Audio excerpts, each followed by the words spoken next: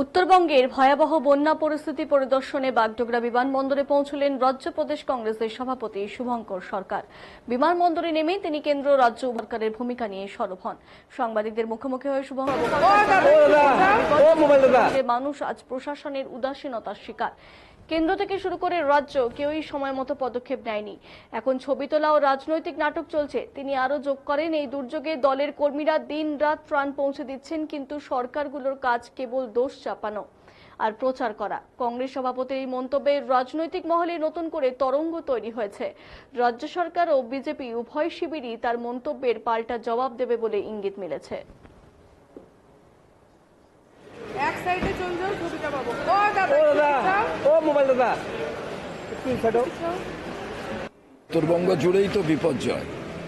তো দেখি গিয়ে কোন জায়গাটায় যাওয়া যায় যাতে মানুষের অসুবিধে না হয়, কারণ মানুষের ভালোর জন্যই তো যাওয়া। আর আমাদের উত্তরবঙ্গের যারা নেতৃত্ব আছেন, রাজ্যের এবং জেলা সভাপতি, তারা তো ইতিমধ্যেই, আমি গত পরশুদিন থেকে কথা বলেছি, গতকালও আমি প্রথম বলি যে উত্তরবঙ্গের এই বিষয়ে সরকার এবং সরকার বিরোধী দল এ দুজনকেই গুরুত্ব সহকারে ভাবতে হবে, যারা কেন্দ্রে এবং রাজ্যে আছে।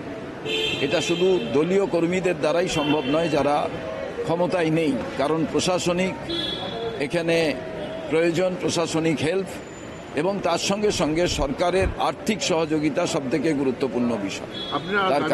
জাতীয় বিপর্যয় হিসেবে আমি এটাকে বলেছি, প্রথম দুটো জিনিস, যে এটাকে জাতীয় বিপর্যয় হিসেবে ঘোষণা করা হোক, কত মানুষের মৃত্যু ঘটে তবেই সরকার বিপর্যয় হিসাবে ঘোষণা করবে। কেন্দ্রে যারা আছেন তাদের নেতা মন্ত্রীরা আসছেন গতকাল থেকে, পরশুদিন আসেননি, তখন পরিবর্তন যাত্রা করছিলেন, আর এদিকে কার্নিভাল হচ্ছিল। এইটা প্রথম আমি তুলে ধরি সবার কাছে, যে উত্তরবঙ্গের যে মান অভিমান আছে সেটা অহেতুক নয়।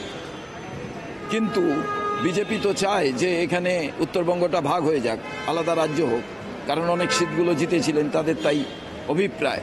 তা না হলে তাদের মেম্বার অফ পার্লামেন্ট আছে, তাদের বিধায়করা, আজকে তাদের মানুষ ক্ষিপ্ত হয়ে তাড়া করছে কেন? একটাই কারণ, যে এরা সব মানুষ ভেবে নিয়েছে যে যারা নির্বাচিত হন, গণতান্ত্রিক অধিকার যারা পান, তাদের মানুষের পাশে থাকার কথা। যারা রাজ্যে আছেন তারা গুন্ডাদের দ্বারা ভোট চুরি করেন, আর যারা কেন্দ্রে আছেন নির্বাচন কমিশনের দ্বারা ভোট চুরি করেন। মানুষের দুর্দশায় এরা কেউ পাশে থাকে না। কোথায় এমএলএ, মন্ত্রী, তারা যখন এই বিপর্যয় ঘটল তারা কোথায় ছিলেন? এবং তারা কেন কেন্দ্রীয় সরকারকে চাপ দিচ্ছেন না যে এটাকে জাতীয় বিপর্যয় হিসাবে ঘোষণা করা হোক?